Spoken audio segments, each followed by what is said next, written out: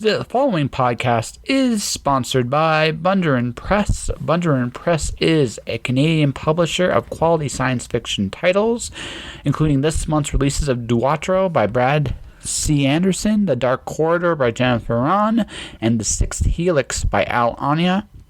Check these books and more at bunderandpress.ca.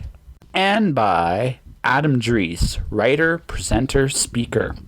His new book, 5 Critical Things for Successful Book Signings, will be available at the end of this month, May 27th. The book launch is at Owl's Nest Books. Definitely check him out. Also check out his previous books in the Yellow Hoods and Wizard Killer series. Welcome everyone to episode 257 of Just Joshing. I'm your host, Joshua Pentolaresco. I write stuff and podcast too. Today, I conclude my conversation with John Mavin. John and I had some great discussion about the nature of what everyone has in common. We finished that conversation and go forth on other really cool things. I love talking to John. John is an amazing human being and an awesome writer. You should definitely check out Rage, and I can't wait for whatever comes out next from him. But before we get there, I want to talk about my other sponsor this week. I talked about Bunder and Press last week, and I gave away Blood and Water. First off, congratulations to Casey's Red Sky. You won your copy of Blood and Water. Congratulations. But this week, I'm going to be giving away Adam's latest book. I think this book's amazing for authors and just any kind of salesperson in general. It's called 5 Critical Things for Successful Book Signings. Honestly, this is probably one of the best books I've ever read about your presentation on how to sell your books. Adam is an amazing author, but he's also one of the most amazing speakers and presenters I've ever seen. And this book is filled with some amazing tips of how to construct your author persona, how you approach sales, book signings, you name, like every kind of public appearance you can imagine for an author. This is in here for you, and it's incredible. He goes into some great details, and there's some really cool stories in here. The ebook is out this Thursday on the 17th. Or maybe this Friday. It's Friday, May 17th. And his book launch at Owl's Nest Books is May 30th. But it just so happens if you want to book a little early, I have copies to give away. The first one this week is autographed by Adam himself. There's an email list. Just add your email to the email list. Next Monday, I will draw it. And if you happen to win, I will send it to you, no matter where you are in Canada or the United States. All right, let's get to our conversation, shall we? Turn the recorder on here. And, like as usual, if there's anything incriminating you'd like to say, make it good. All right, you got it. All right. So, we got interrupted last time, but we were having a really good conversation and where we were going with everything. It was, and in spite of that, all those people just coming up constantly wanting to buy stuff at Creative Inc. Yeah. Wow, the audacity. Yes. Yeah. It was really fun. And all those people, notwithstanding, actually they were all good. They were all good. Yeah, it was all fun. It just the last. When I was doing the editing on it, the last 15 minutes, I'm like, wow, we had 5 minutes of actual conversation in that last 15, and then we were just overwhelmed. It's like that final hour's brutal at the end, but. We tried it, it wasn't going to happen. Yeah, exactly. Just the way it was. But I know I kind of rattled your brain a little bit with the big thing of what people do exactly what they want, and yet you said you really caught me off guard with that. Yeah, in a good way, I hope. It's been a cool thing because, like I say, I've been thinking about it since that conversation, and I can't refute it. Yeah. I've been trying to come up with different situations. I've been trying to think about people in absolutely horrible situations, like the worst scenarios I can imagine, that are prisoners, people that are being held by terrorists, people that are about to be killed. It's like, unfortunately, it still works, or fortunately, it still works. It like I said, it's just something it hit me about. It hit me about 2 years ago. It involved a party of all things. I was supposed to go to a party. Well, I wasn't supposed to go to a party. I found out a friend of mine. I was really crazy about this girl because I haven't really. The first time I fell in love was literally about 2 years ago, and I told this friend about my feelings, and they were throwing a party for their girl, and like I said, they were closer friends. Well, the girlfriend was closer friends to, at the time, the girl I was crazy about than I was. So I didn't find out about this party until after it was done, and we had a conversation afterwards. And I mean, I was definitely hurt, and I'm probably a little bit of a bitch. I'm not gonna lie, but he said something. He said something at the very end, and it stuck with me. And then it made me reflect upon how I was treated by other people, and because there was a string of events in that particular moment in time where just things I was planning, and just a lot of things were just falling apart, and I was just looking at this and going, well, what do they have in common? And the answer was me. And I was like, okay, so I was like, well, what is going on? So I had to really think about that. At first, when I came up to this thought, I was really depressed about it. But after a while, I realized it's not a bad thing. It's just people don't. The thing about that thought, the scary thing about that thought is, people very often don't realize what's going on.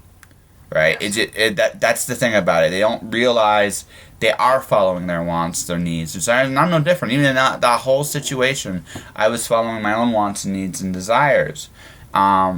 So what happened there was, I came to the conclusion that, okay, how do I want to be treated going forward? How do I want to approach others going forward?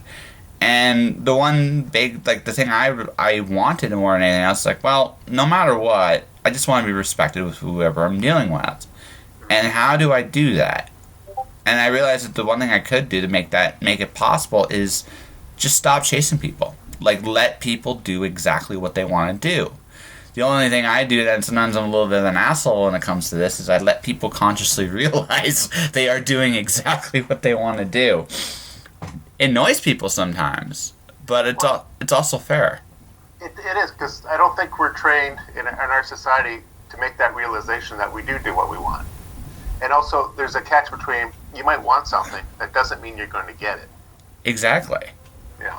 Well, no, like I said, you do what you want. That doesn't mean the result. You can't control the result. That's the one thing about. You can't control other people. You cannot even control what other people think, and so really, you shouldn't really try that much. No. The only thing we can all really do is I can go out and try to be the person I want to be, whatever that is.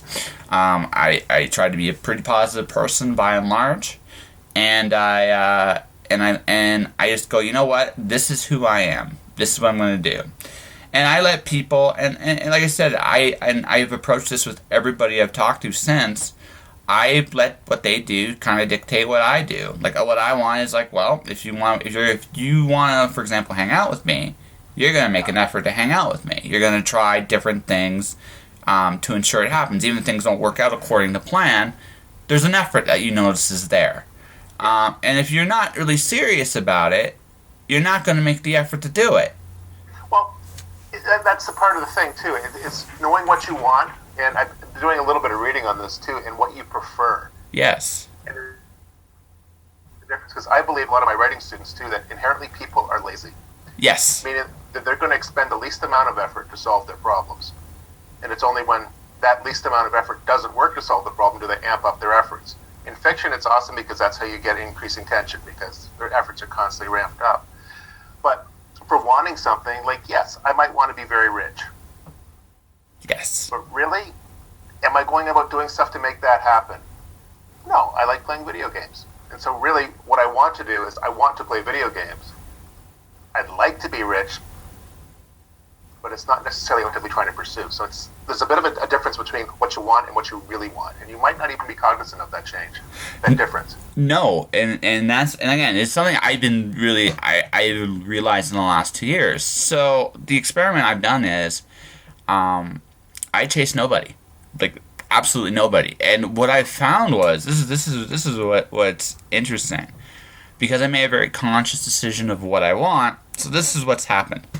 Certain friendships have disappeared. A couple of them were surprising, actually. I didn't expect a couple of them to go the way they did. But But also what I got in return was really interesting. The kind of people that were coming into my life afterwards were more people that were in line with where I was going. Right? So, for example, I get opportunities like, I interviewed a heavy metal band. So they invited me to a very cool place, actually, their studio. And I got an open invitation to go there anytime I want, which is kind of really cool. I get to talk to just people that's just doing generally incredible things. And I find that I don't have as many relationships anymore, but the ones I do have are healthier. That's a cool thing, then. Yeah. It's a very cool thing. Yeah.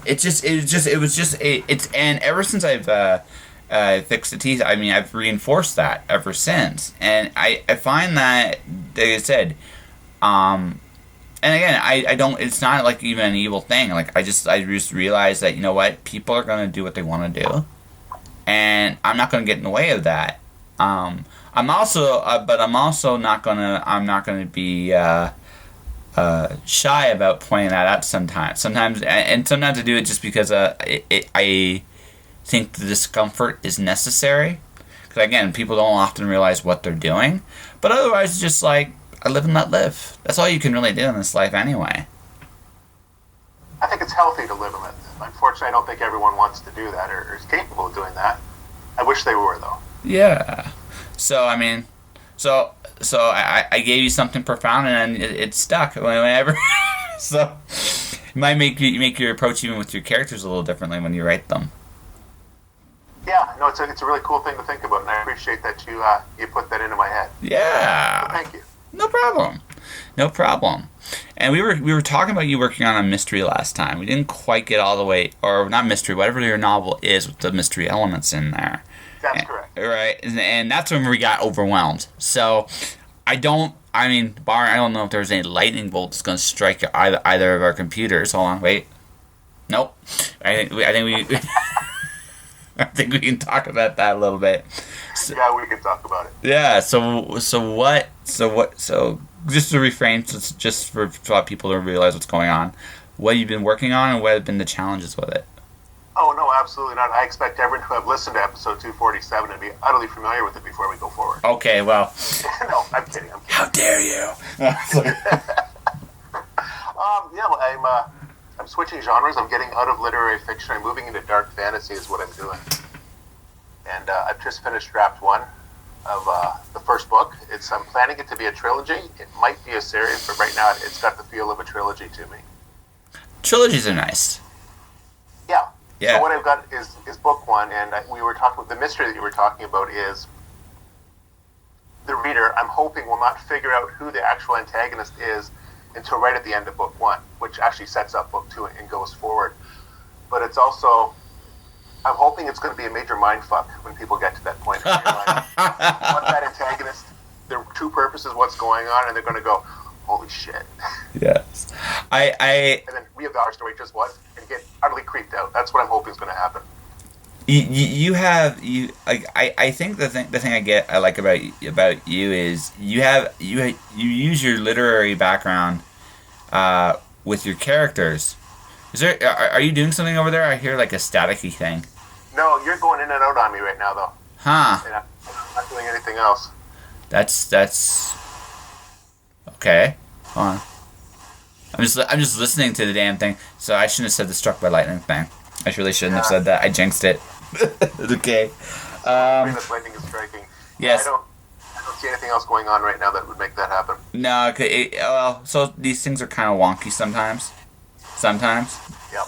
So it happens. Yeah, it does. We'll try to work through it. I mean, to the audience listening, that static is just not. It's not my fault. It's not John's fault. It's the it's Facebook Messenger. It's evil.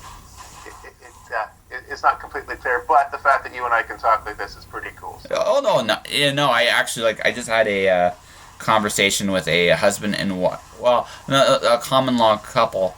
They've been writing together for the last couple of years, and they lived in England. And I'm doing another interview in Australia. I even it was really weird. Like when I'm still getting likes from people for the cover for their own spec, and I look at where everybody's from, and every time I'm blown away because it's not just one area; it's all over. Yeah. You know, which is just weird and surreal. Yeah, it's kind of cool to look at that stuff, and sometimes it makes sense to me. And the ones from Africa, I'm going, really? Yes. Like, not speaking for you, the like on you, but when the people that liking my stuff, and I'm going, really? How on earth have you possibly heard of me? Yeah. Well, it goes to show that the world is a smaller place than we could possibly imagine it to be.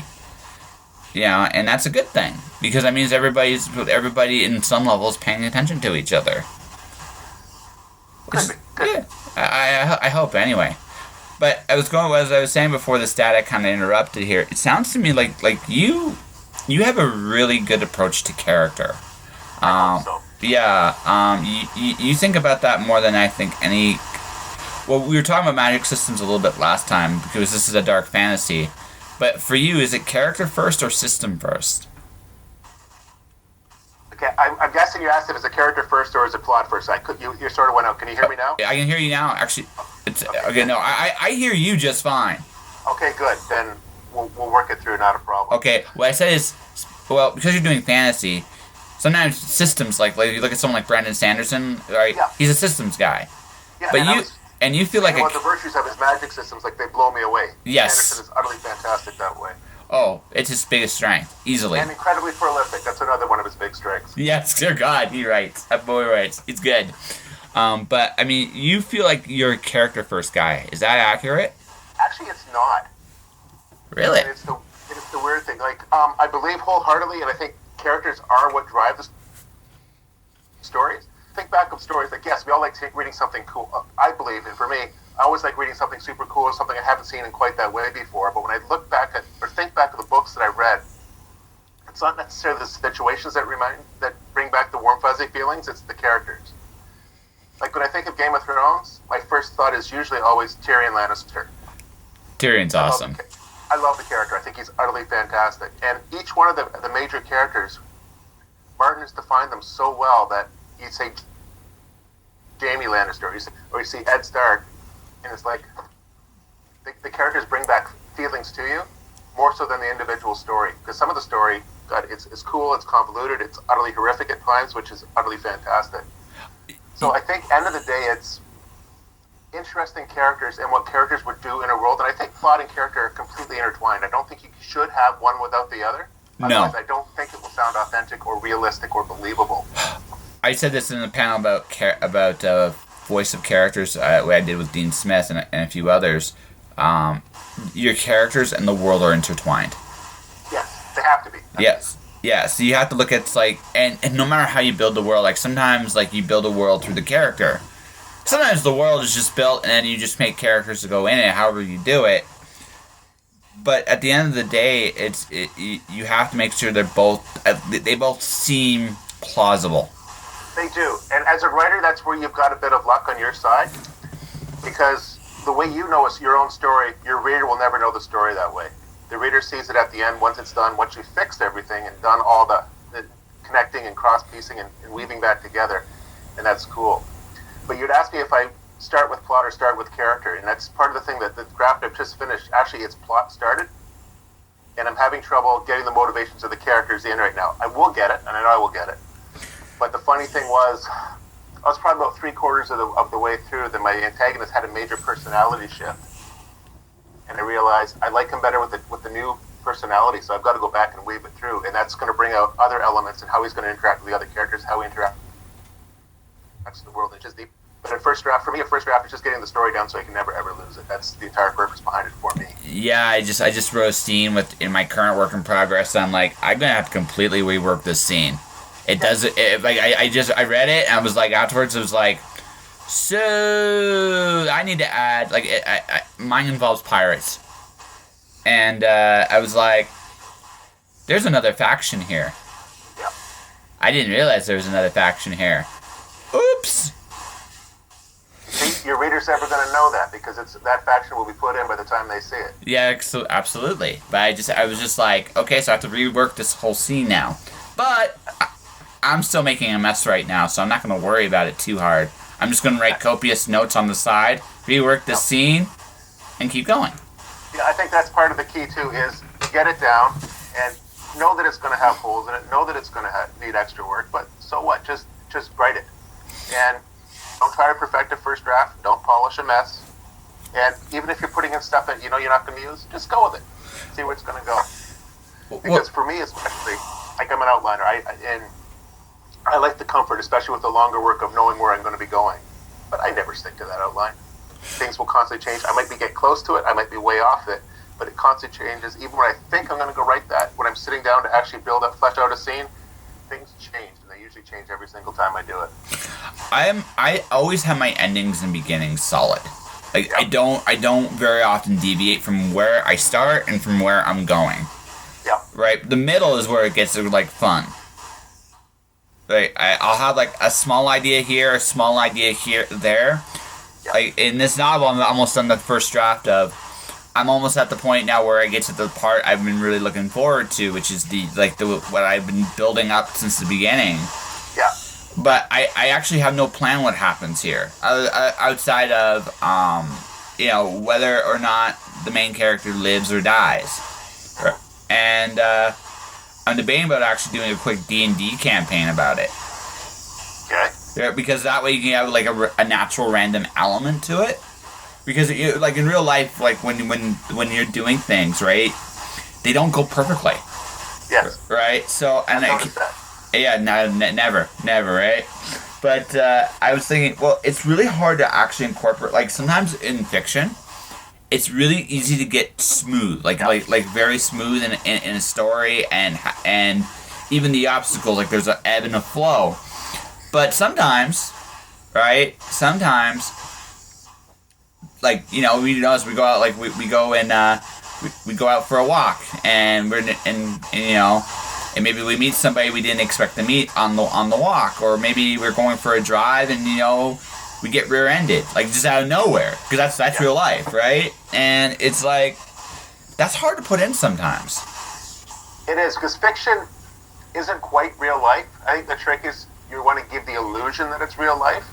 But ultimately, fiction is art, and therefore it is controlled and contrived to a degree. But control is the better word that I'm thinking about. And for me, the elements in fiction are there for a purpose. Like sometimes even down to the fact that if it's raining, because I want it to be raining, I want it to create a mood. Whether I want it to create an oppressive mood, or I want to do the exact opposite and make it like a happy mood where everything, the world that they're in right now, is utterly awful and completely. It's 180 degrees to what they're feeling. Well, yeah. I do it for a reason, a random chance. Well, just random things happening, like a character that maybe in the course of this final battle, you break your arm, or you break your hand, or you break something. Well, shit. What do you do? Right? What do you do? It's wonderful for fiction because it creates more problems. Yeah, exactly. It's utterly fantastic. Yeah, but putting those in. Well, I heard something today, a couple days ago, and it made total sense to me. Fiction has to make sense. The truth never does. Yeah. It's I'm approaching, like, that's where I'm at right now. So I might be doing like a campaign, just to kind of add some random elements to it and kind of see how it goes. It's kind of fun because I do use random elements in some of my writing. Like I do have the old D&D creative campaigning books and things like that. And sometimes when I'm looking at a minor character, I will get out my D10s and I will roll. Okay, so this person's missing an arm, and then my mind will fill in the details when I get the random element. And it's like that. It's really a powerful thing, right? So that's where I'm at. I'm at like the final act. I kind of know what's coming here, and I'm gonna let that play out. Yeah. And that's where I'm going to be going with it. And then it's draft one. Although this book is very unique in that I've only done like maybe 11 sessions writing this thing, Yeah. And I have over a notebook done. Like, I'm into the second notebook. Like, this has been the easiest story I've ever written in terms of. Enjoy it. Yeah, absolutely. I've never had a story come together like this quite so much. So it's been a fun ride, and Fantastic. yeah. So that's part of my master plan this year. I've been doing a lot of different things. As for you, you've been kind of moving out of your own comfort zone a little bit too, right? Maybe with the genre switch? Well, yeah, with just the genre switch. I mean, the fact that you're focusing more on your writing. Yes. Yeah. So, how's it been going for you?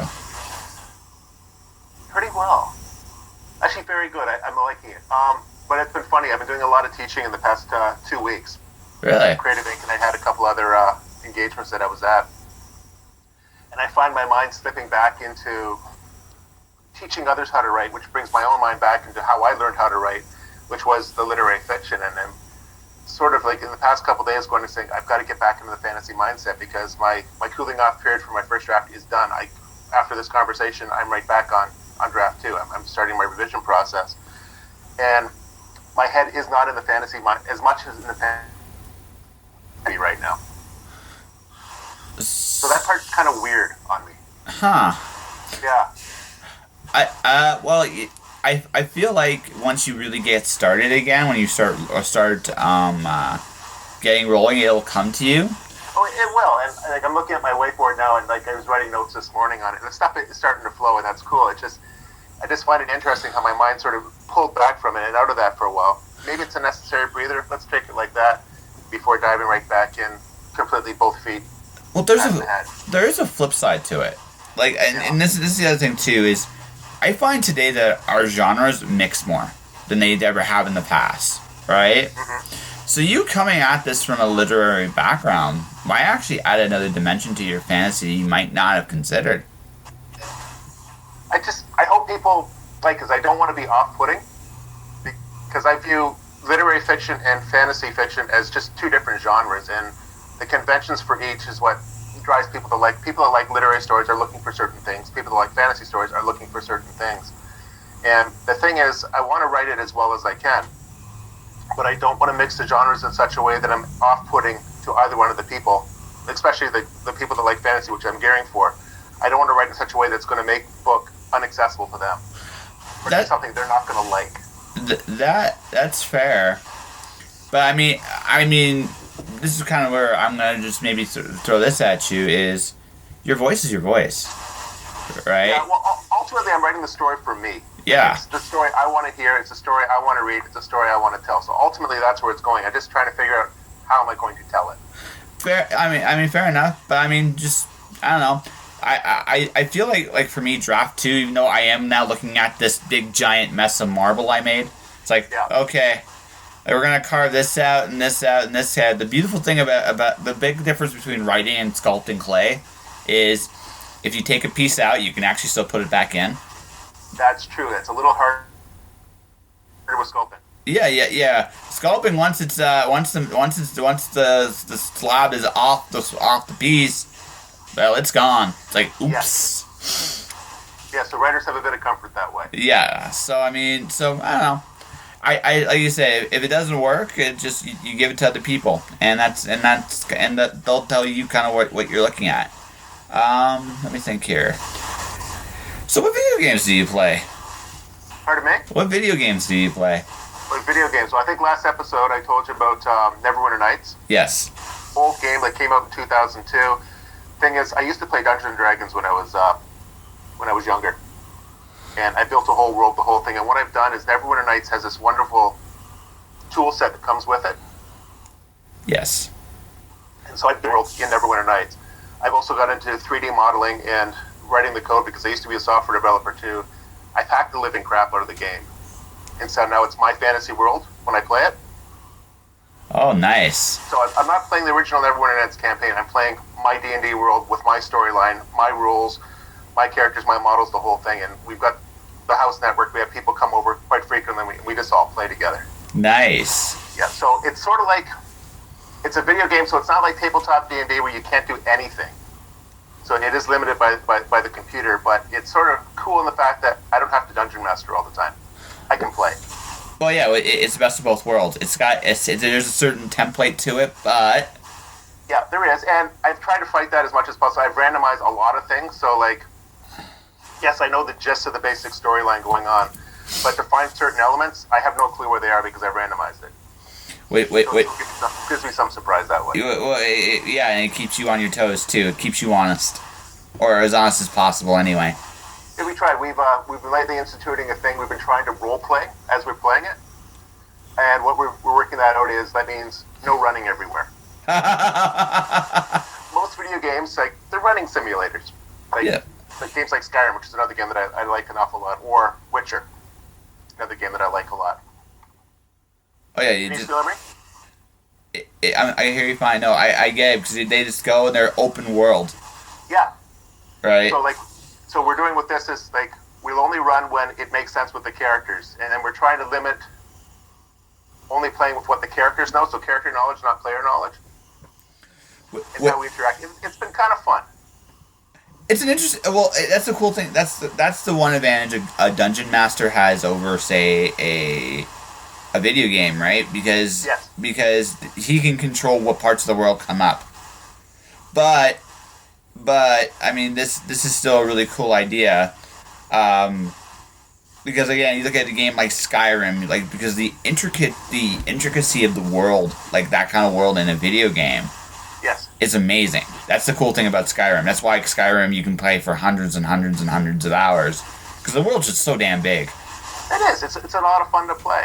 Yeah. But they're still somewhat limited. Like, what I'm thinking of the example right now from tabletop Dungeons and Dragons that you can do is you can make a simple light spell, like to cast light so you can see things.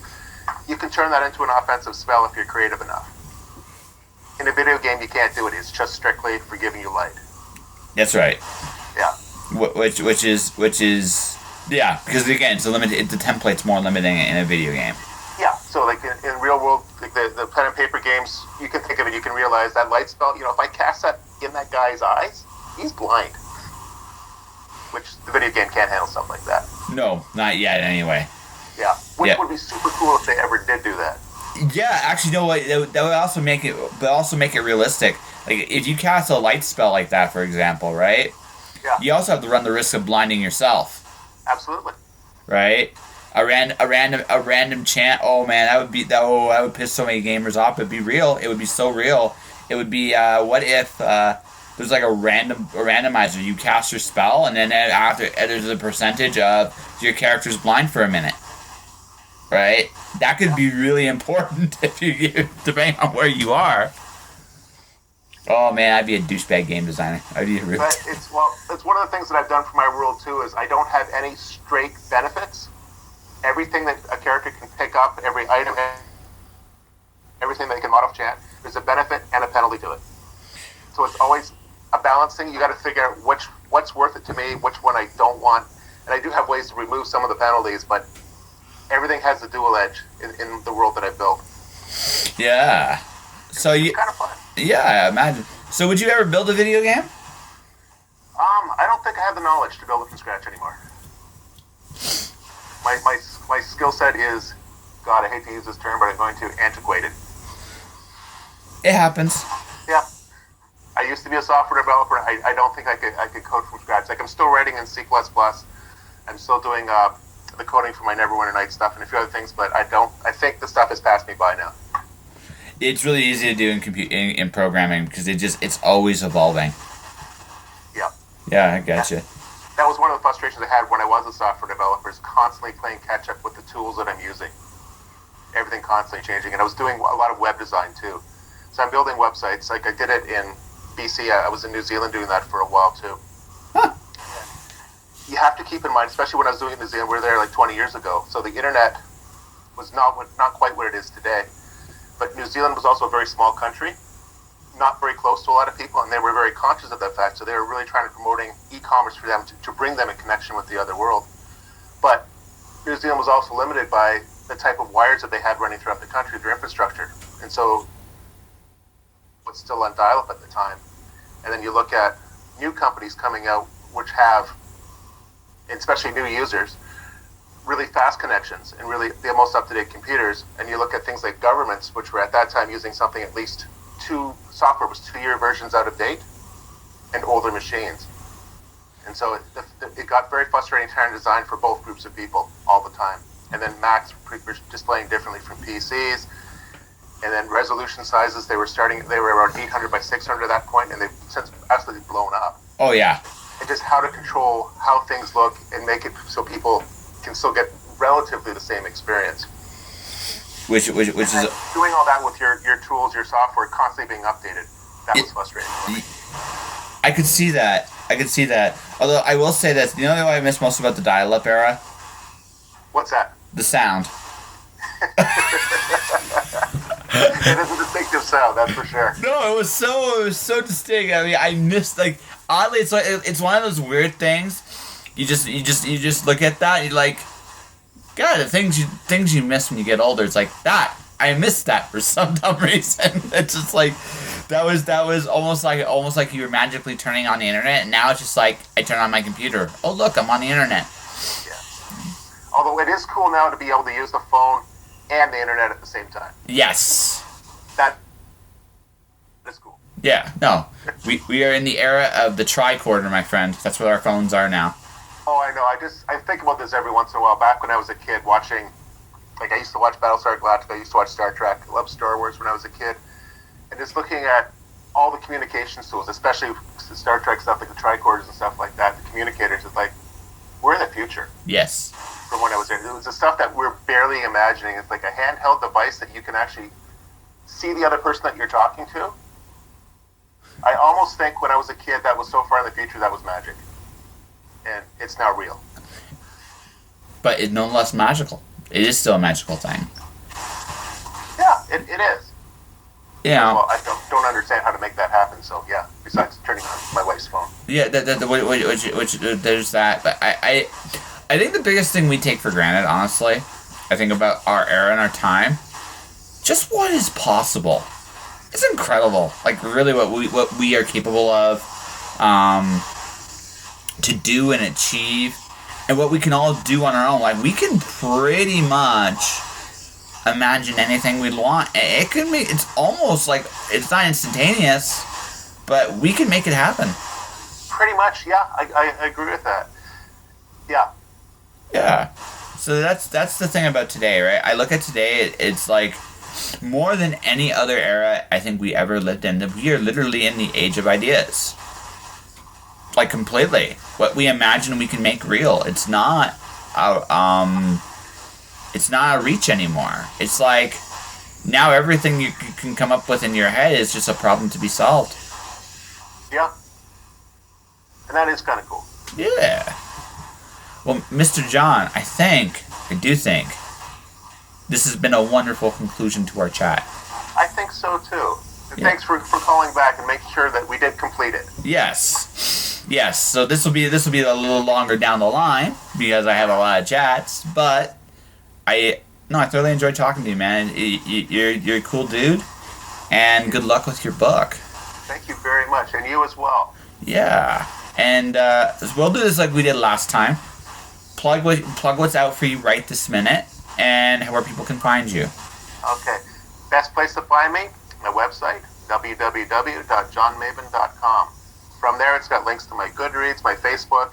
If you want to sign up for my newsletter, it's all on the website. So that's my central point. Fair enough. And that was my conversation with John Mavin. John is always welcome to come back on my show anytime he wants. He's a cool dude. His current book is Rage, short story collection. Very, very potent stuff. John, good luck, man, with your next books. I can't wait to see them come out, read them. You're an amazing dude, and I can't wait to have you back on the show again down the road. Once again, I'm going to reiterate Adam Dries' current next release, 5 Critical Things for Successful Book Signings, is available May 17th as an ebook. The official book launch will be at Owl's Nest Books in Calgary on May 30th. Go check it out. All right, that'll do it for this episode of Just Joshing. Well, not quite. There's one more little tidbit I should actually give away before I do the wrap up here, and that is this. There is one more Creative Inc. interview. I've been saving it. It's kind of like the best for last, and that is Kelly Armstrong is going to be my final guest from Creative Inc. It'll be airing this Thursday. I can't wait. She was an incredibly cool guest, and I cannot wait to share that interview with you. All right? And that will do it for this episode of Just Joshing. You can support the podcast a number of different ways. First off, you can subscribe to the podcast. I am on Podomatic, iTunes, Spotify, Google Play. Click on me, subscribe, review, share, tell people about me. Embed. I'm totally stoked with that possibility. I appreciate it very much. My current books, The Watcher, Stormdancer, Wandering God. The Watcher is on special at Mirabel Publishing right now. You should definitely check them out. mirabelpublishing.wordpress.com if you want to check out their site, their blog, and from there you can get the special for The Watcher. I have an interview up you can definitely check out. Alice Zero will be available for pre-order this Friday. That is at least the plan. So this Friday, Alice Zero will be available for pre-order. More info coming soon. I'm on YouTube as Joshua Pentellaresco. You can definitely check me out there. I have 180 episodes archived of the podcast. Finally, stay inspired, do your thing, and go for it. You only live once. Josh.